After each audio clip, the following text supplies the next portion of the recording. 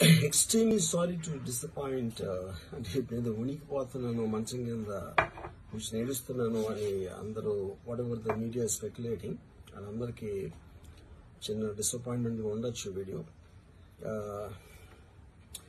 ఇక్కడ పాయింట్ ఏంటంటే I just want explain the whole concept. ఇప్పుడు నేను ఆల్మోస్ట్ ఒక 1 year బ్యాక్ ఏదో ట్వీట్స్ పెట్టాను అనే ఎలిగేషన్. ఆ ట్వీట్స్ ఎవరో మనోభావాలు దెబ్బతిన్నాయి. ఇక్కడ విచిత్రం ఏంటంటే 1 year బ్యాక్ పెట్టిన ట్వీట్స్ 4 డిఫరెంట్ ప్లేసెస్లో 4 డిఫరెంట్ జ్యూరిస్డిక్షన్స్లో 4కి ఒకే 3-4 రోజుల వ్యవధిలో వాళ్ళ మనోభావాలు దెబ్బతిన్నాయి. వాళ్ళు ఆ పరంగా కంప్లైంట్ ఇవ్వడం, కేసులు పెట్టడం జరిగింది. ఇక్కడ పాయింట్ 1 ఎవరి మీద అయితే నేను పెట్టానని వాళ్ళు చెప్తున్నారో వాళ్ళకి లేదు, ఎవరో థర్డ్ పార్టీ అసలు సంబంధం లేనివాడు.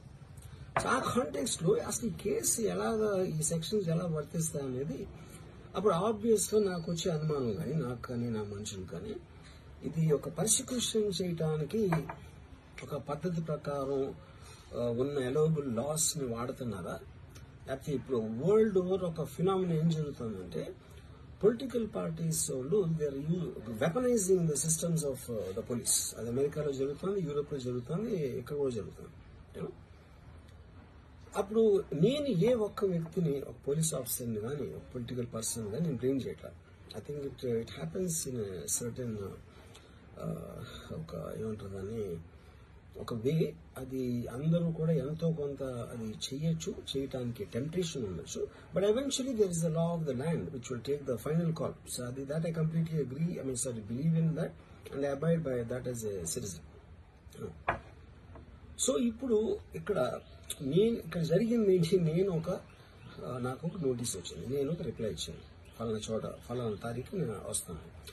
అప్పటికి నాకు జరుగుతున్న పని ఒక ఆన్గోయింగ్ స్కెడ్యూల్ ఉంది కాబట్టి, నాకు ఫిల్మ్ వర్క్ ఉంది కాబట్టి అవ్వలేదు. అండ్ ఇట్ ఈస్ వేరే ప్రొడ్యూసర్ చేస్తాను, ఆ ప్రొడ్యూసర్కి నష్టం వస్తుంది కాబట్టి నేను మళ్ళీ టైం అడిగాను. ఇదేంటి కేసు, ఇదేం అర్జెంట్ కేసు అంటే 1 year తర్వాత ట్వీట్ చూసిన అతనికి 1 week లో అన్ని అయిపోవాలనేది ఏమన్నా మీనింగ్ ఉంటుంది అసలు దానికి? So which basically means it is being done for purposes other than the urgency of the case. ఇది అర్జెన్సీ ఆఫ్ ద కేసు అంటే మీరు మర్డర్లు గేడర్లు ఇన్ని జరిగి సంవత్సరాలు తీసుకుని